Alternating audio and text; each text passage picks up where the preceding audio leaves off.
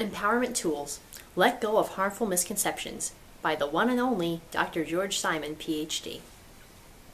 All from counselingresource.com. Our conceptualizations of the situations we find ourselves in can not only place us at a disadvantage, but can literally do us harm. I've been posting a series of articles on how to empower yourself in relationships with persons of deficient or disordered character. Some of the tools of personal empowerment we discussed already included accepting no excuses for inappropriate behavior, avoiding the trap of second-guessing someone's motives, and being sure not to succumb to the notion that someone else's problem behavior is your fault. Perhaps no principle of self-empowerment is as critical as ridding yourself of inaccurate or even harmful conceptualizations of why people behave in the way they do and what to do about it.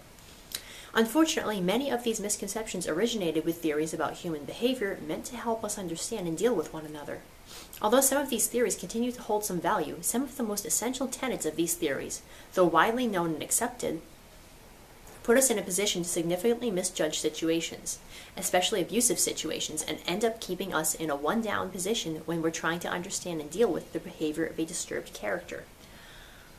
There are so many notions arising out of traditional psychology paradigms that we now know are without merit, some of which seem patently ludicrous to us when we think about them for a moment.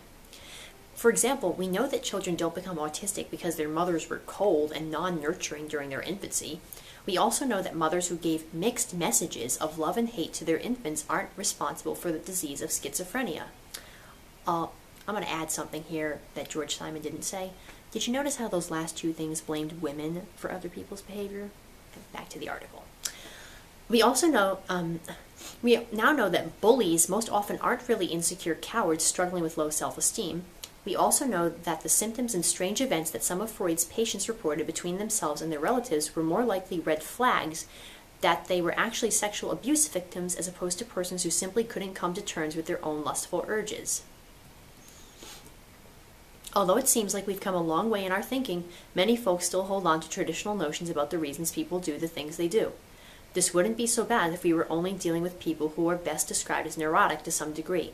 See my various posts on neurosis versus character disturbance, beginning with disturbances of character. But we now live in the age of character disturbance. And to be empowered in a relationship with a person of deficient or disordered character, you have to know what really makes them tick.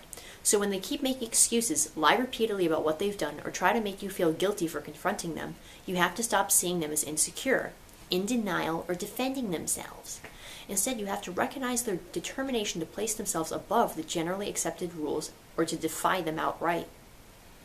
In short, how we perceive what's going on in an abusive situation will greatly influence how we respond to it. Our conceptualizations of the situations we find ourselves in can not only place us at a disadvantage, but can literally do us harm.